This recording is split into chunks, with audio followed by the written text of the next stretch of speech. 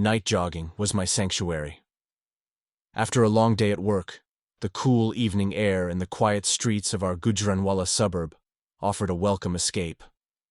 I'd lace up my shoes as the last traces of sunset faded, put on my headphones, and set off, the rhythmic pounding of my feet a soothing soundtrack to my thoughts. Our neighborhood was usually peaceful at this hour. Most people were home, and the only sounds were the occasional passing car or the distant bark of a dog. It started subtly, almost imperceptibly. About a week into my new routine, I began to notice a faint, rhythmic sound behind me. A soft thud thud thud that seemed to mirror my own footfalls. It sounded like someone else running, their pace perfectly synchronized with mine. I'd glance over my shoulder, expecting to see another late-night jogger, but the street behind me would always be empty, bathed in the orange glow of the sodium streetlights. At first, I dismissed it. Must be my own echo bouncing off the eye walls, I'd tell myself.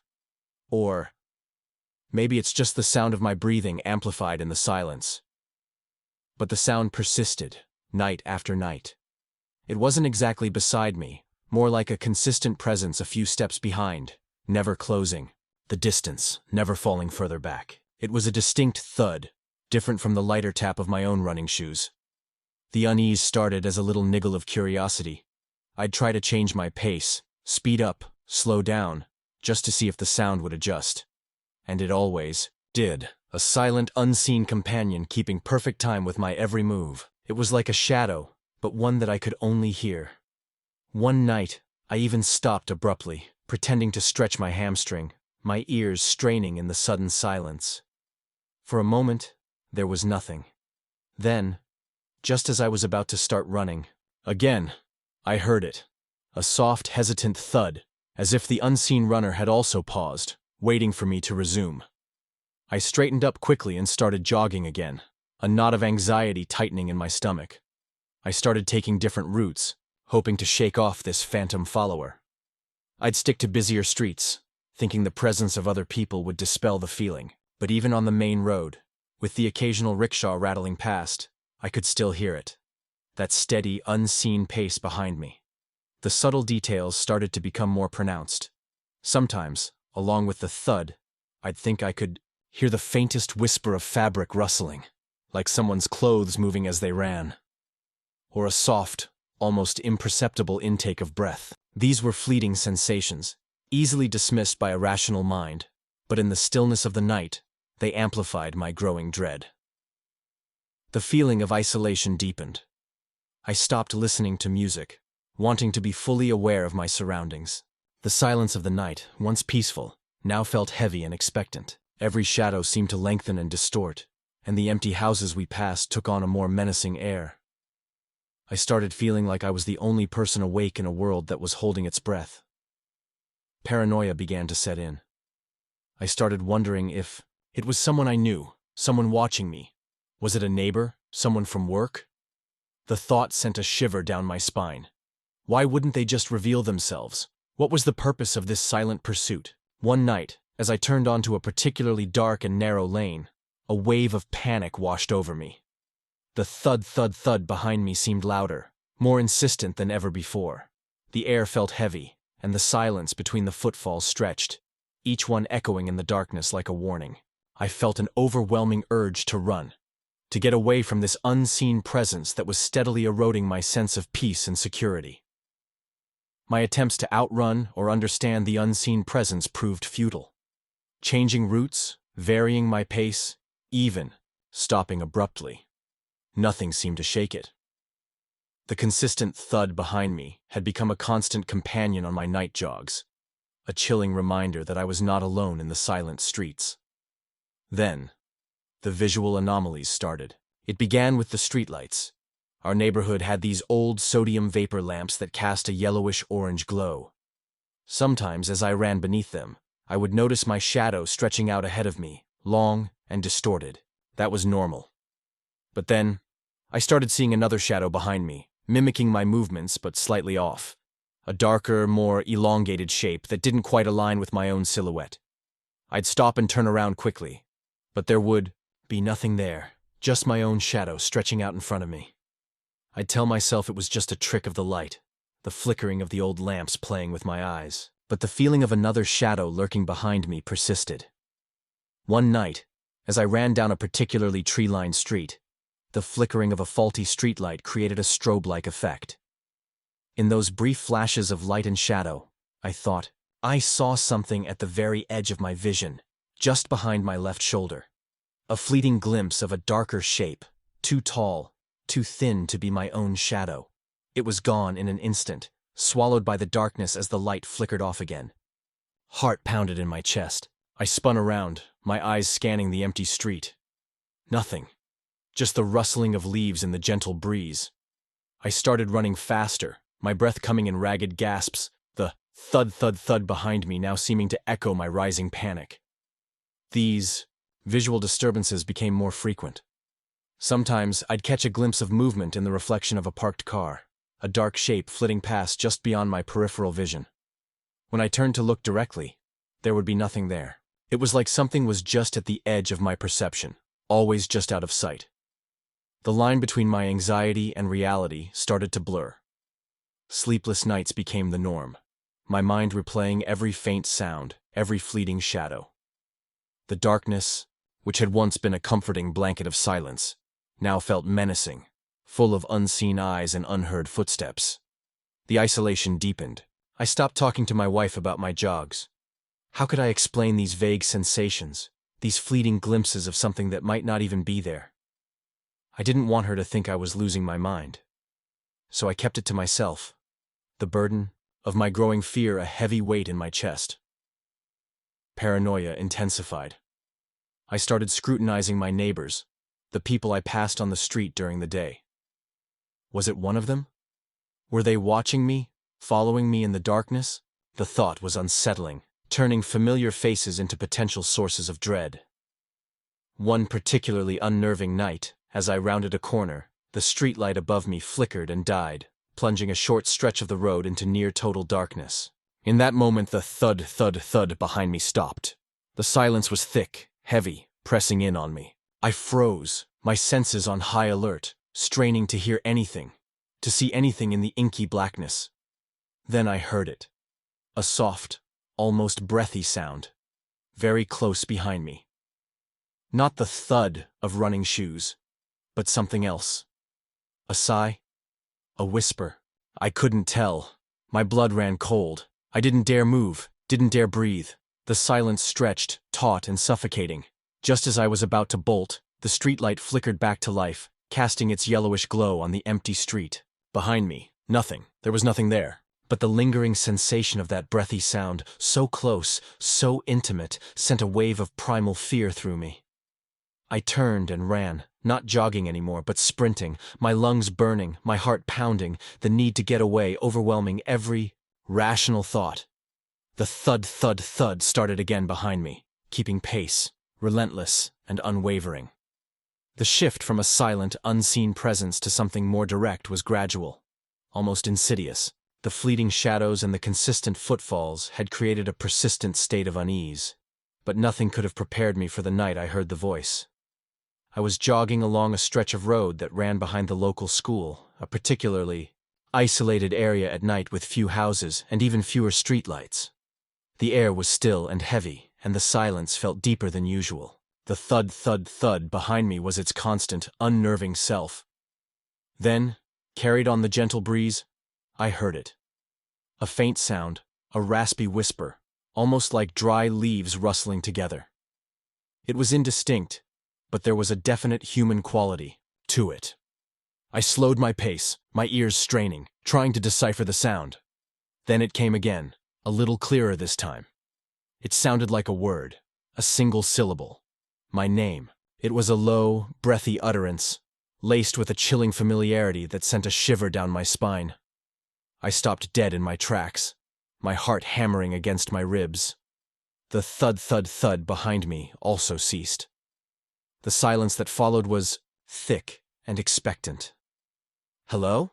I called out, my voice trembling slightly. Only the chirping of crickets answered. I waited, every nerve ending in my body on high alert.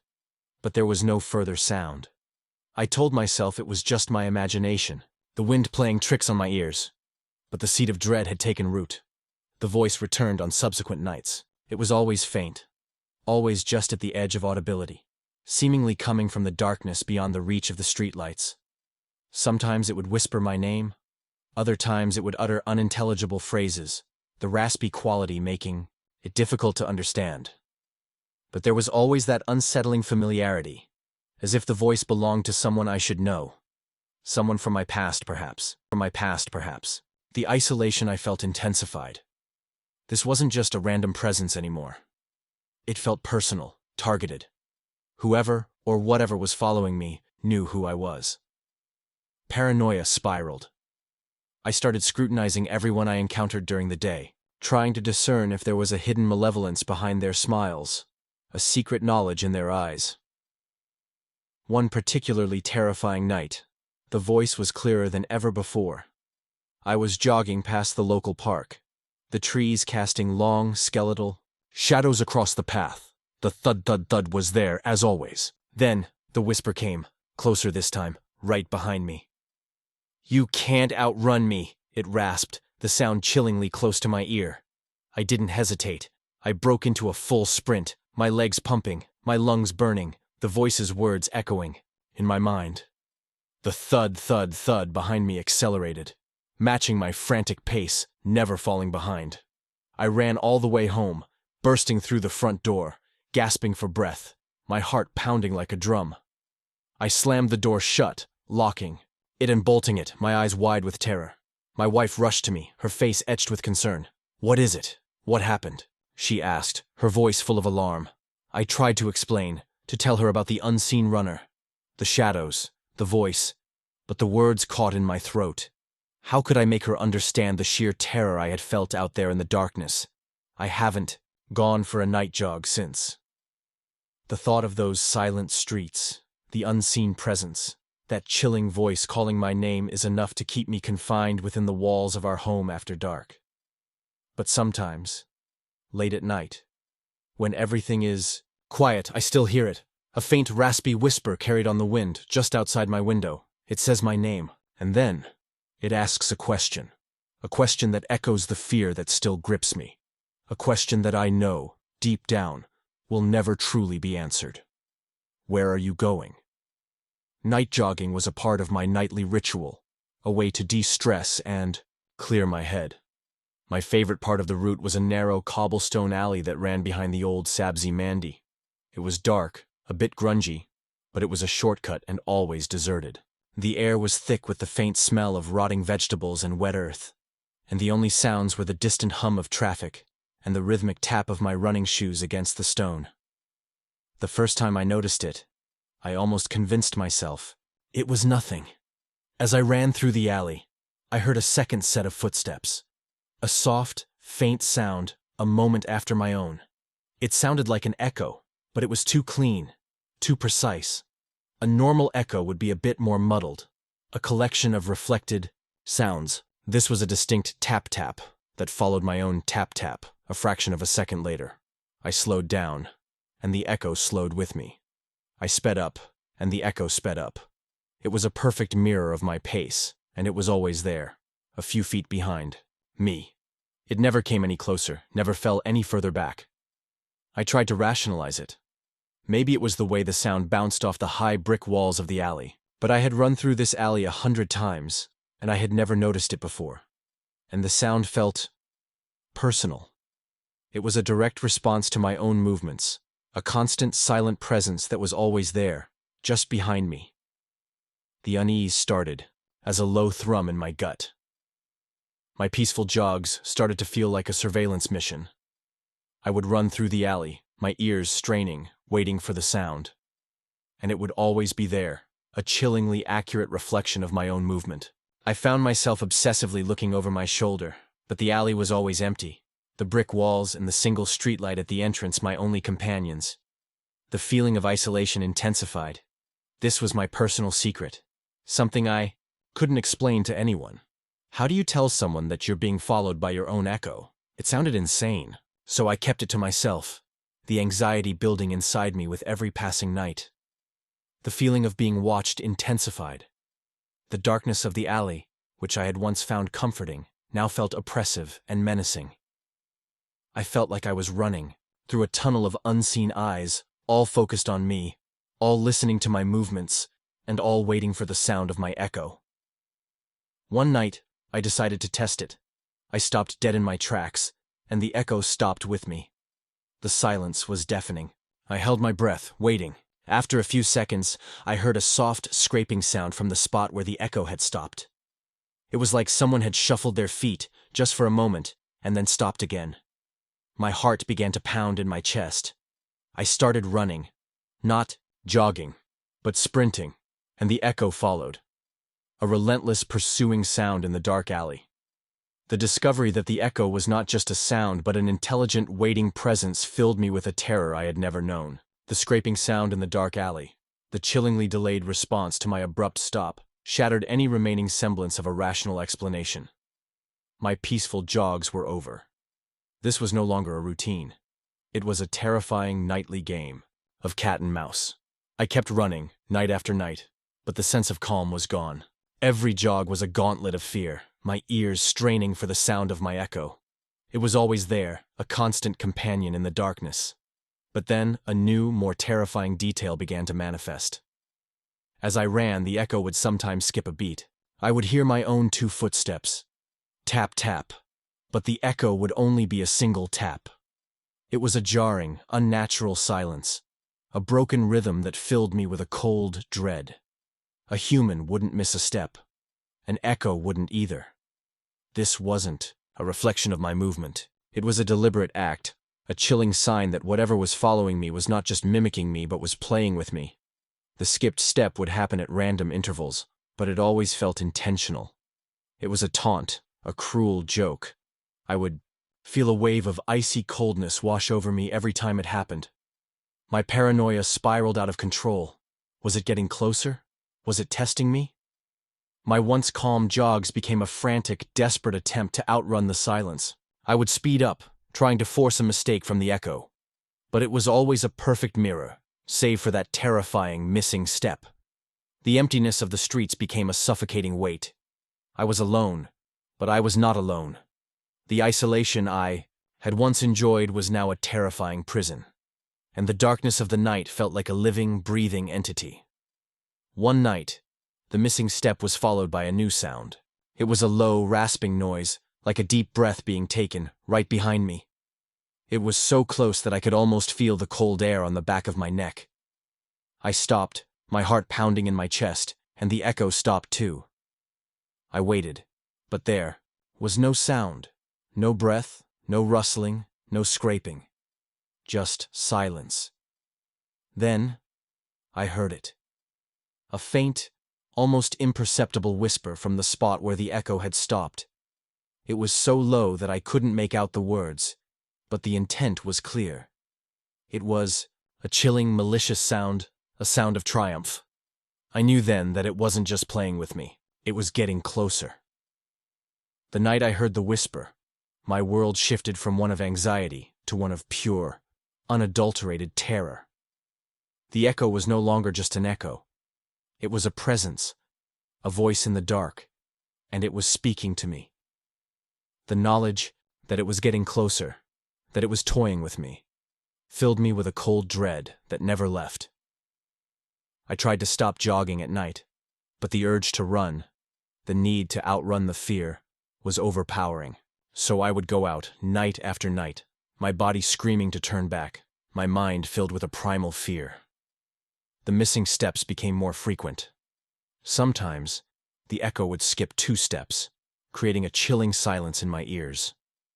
The whispers turned into a clear, chilling voice that would call my name from the darkness.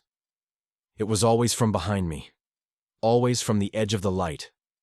The line between reality and my mind's unraveling blurred. I started to see things in the alley. Fleeting, shadows that moved too quickly to be real. A glimpse of a figure that would vanish as soon as I looked directly at it. I was a prisoner in my own mind, a hostage to a terror I couldn't escape. One night, the voice was no longer a whisper. It was a clear, raspy sound right behind me. It said my name, and then it laughed. It was a hollow, echoing sound that filled The alley with a chilling, malicious triumph. My blood ran cold. I broke into a sprint, my legs pumping, my lungs burning. The rhythmic pounding of my feet against the cobblestones was a frantic beat of fear. And then I heard it. A new sound. It wasn't my echo. It was the sound of a second pair of footsteps. They were real. They were not delayed. They were right behind me. I ran faster, the footsteps behind me keeping pace, the sound of my pursuer no longer an echo, but a direct, terrifying presence. The alley felt longer than it ever had before, and the darkness felt alive. I could feel the cold presence of my pursuer, the chilling breath on the back of my neck. I ran out of the alley and into the street, bursting through the front door of my house, my heart pounding against my ribs. I slammed the door shut, locking it and bolting it, my eyes wide with terror. I didn't turn back. I knew that whatever was behind me was no longer a sound. It was real. I haven't gone for a night jog since. The thought of those dark alleys, the unseen presence, and the chilling sound of those footsteps is enough to keep me confined within the walls of our home after dark.